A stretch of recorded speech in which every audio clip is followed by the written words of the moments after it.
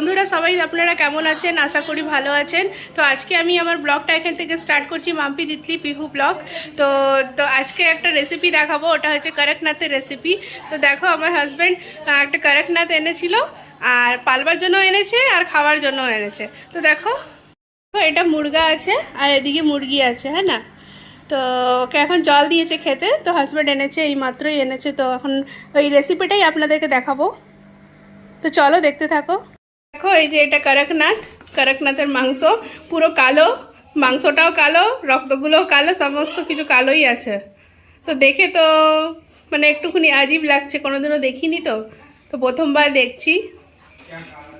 তো দেখো, এখানে আমি রসুন ছুলে নিয়েছি, এখানে এরকমওয়ালা, এরকম তিনটে কোয়া এরকম ছুলে নিয়েছি।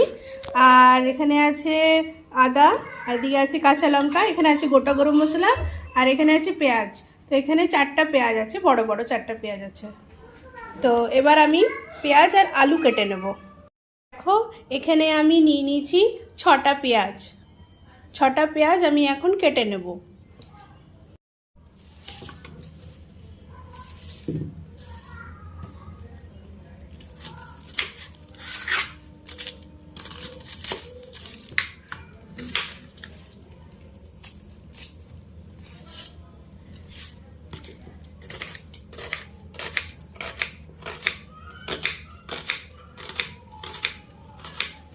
আমি আলুগুলোকে ছুলে কেটে নেব। তো আলুগুলো আমি ছুলে দিচ্ছি।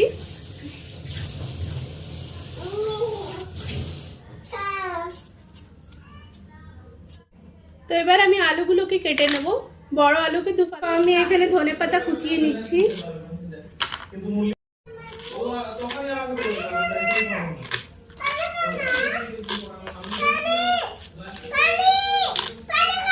এখানে 3টে টমেটো নিয়েছি। তো 3টে টমেটো কেটে দেবো, কেন কি এটার মধ্যে টক দই দিচ্ছি, তো তাই জন্য 3টে টমেটো কেটে দেবো।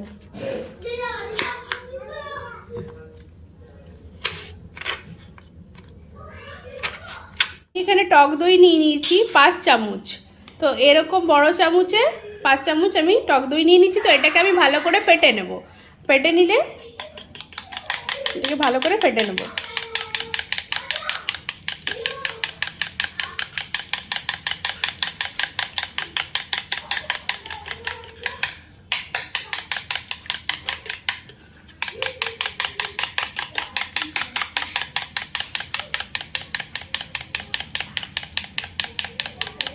তো এখানে আমি মশলা বেটে নিয়েছি, আদা, রসুন, পেঁয়াজ আর গোটা গরম মশলা, কাঁচা লঙ্কা, এগুলো সব পিষে নিয়েছি একসাথে।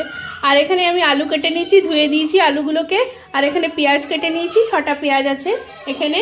আর এদিকে দই ফেটিয়ে নিয়েছি, আর এদিকে আছে টমেটো, আর এখানে আছে ধনেপাতা কেটে নিয়েছি। আর দেখো, বাচ্চাগুলো এত বেশি চিল্লাচ্ছে যে আমি কথা কিছু বলতে পারছি না।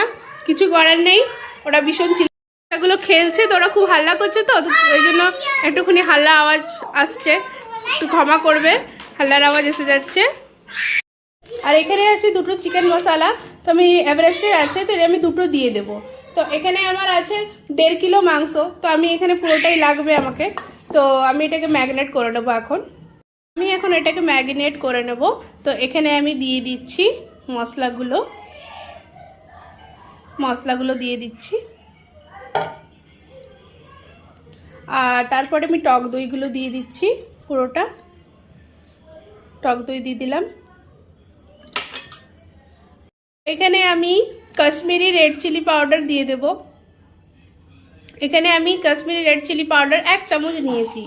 আর এখানে জিরে গুঁড়ো দিয়ে দেব 1 চামচ। আর এভারেস্টের গরম মশলা আমি দিয়ে দেবো 2 চামচ। এখানে আমি হলুদ দিয়ে দেব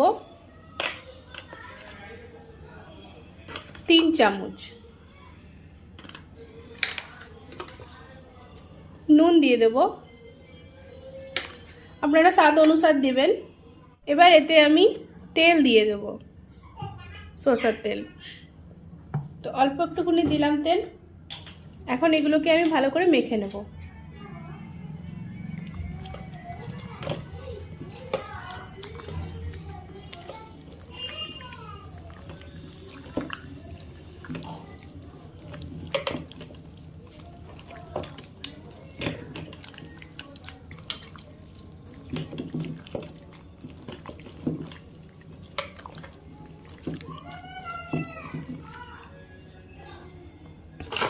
এবার আমি এতে এভারেস্টের চিকেন মশলা দিয়ে দেবো। এখানে আমি একটা পেঁয়াজ আমি দিয়ে দিলাম, কাটা পেঁয়াজ আমি এর মধ্যে দিয়ে দিলাম। এটা দিয়ে আমি ভালো করে ম্যারিনেট করে নেবো। এবার ম্যারিনেট করে রাখা মাংসগুলোকে কিছুক্ষণের জন্য রেখে দেবো, আর ততক্ষণ আমি আলু আর পেঁয়াজকে ভেজে নেব। তো আমি এখানে কড়াই গরম বসিয়ে দিয়েছি। তো এবার আমি কড়াইতে তেল দিয়ে দেবো, সরষের তেল। তো আমি সরষের তেল দিয়ে দিচ্ছি।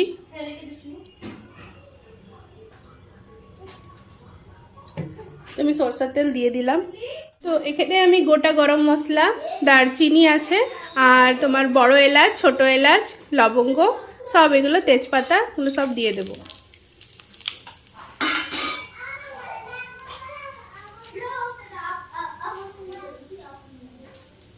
তো এটা একটুখানি ফ্রাই হবে, তারপরে আমি পেঁয়াজগুলো দিয়ে দেব। তো এবার আমি দিয়ে দেবো পেঁয়াজগুলো।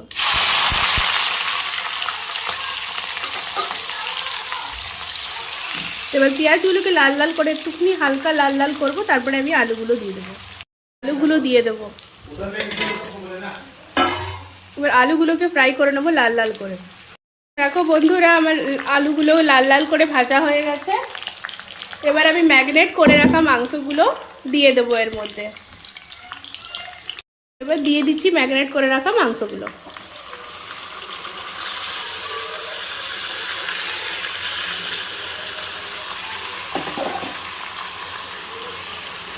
এরকম কালো মাংস না আমি কোনোদিনও দেখিনি, প্রথমবার দেখলাম, আর প্রথমবার আমি এটা বানাচ্ছি। তো এটাকে ভালো করে কষিয়ে নেব।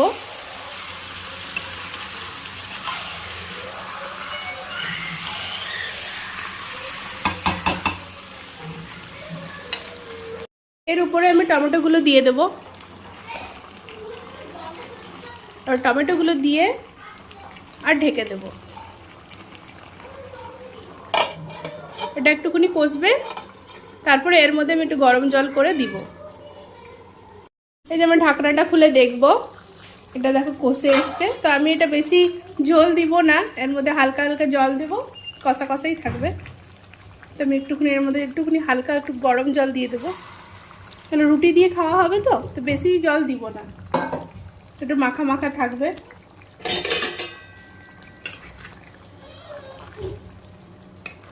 তো দেখো মাংসগুলো এখনো কালো কালোই দেখা যাচ্ছে, আর কালার আর চেঞ্জ হচ্ছে না, কিন্তু গন্ধটা খুব ভালো বেরিয়েছে। এরপরে এগুলো আলুগুলো একটু হালকা হালকা সিদ্ধ হয়ে আসলে ধনেপাতা দিয়ে আর নামিয়ে দেবো এটাকে। এটা একটুখানি মাখা মাখাই থাকবে। তো এটাকে এবার একটু জল দিচ্ছি, তো একটু হালকা ঢেকে দেবো। তো এখন আমি মাংসটা দেখে নেব কি আমার মাংসটা কত দূর হয়েছে।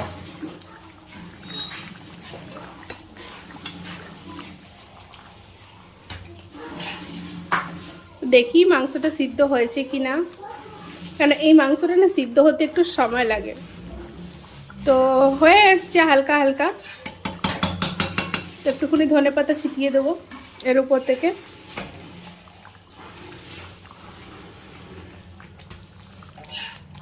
ধনেপাতাটা কোনো भी জিনিসে ধনেপাতা না দিলে ভালো লাগে না।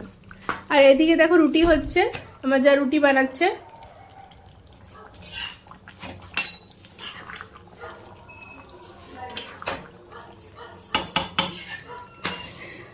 তো আমার মাংস রেডি হয়ে গেছে, করকনাথের মাংস। তারপর গ্যাসটা আমি বন্ধ করে দেবো, আর এটাকে ঢেকে দিলাম। তো বন্ধুরা, আমার তো রান্না হয়ে গেল। তো আমি তো এটা কোনোদিনও বানাইনি, জানি না কেমন হয়েছে। তো খেয়ে তো ভালোই লাগলো, টেস্ট করলাম, খেয়ে ভালোই লাগলো। তো এখন বাজে 10:30 বাজবে, 10:15 হচ্ছে। তো এখন আমি আমার ব্লগটা এখানেই শেষ করছি। তো কালকে আবার একটা নতুন ব্লগ নিয়ে এসে যাব। তো সবাই ভালো থেকো, সুস্থ থেকো। আমার চ্যানেলটাকে একটা লাইক, শেয়ার, ফলো করে দিও। তো আজকের মতন এখানেই শেষ করছি। Tata, by.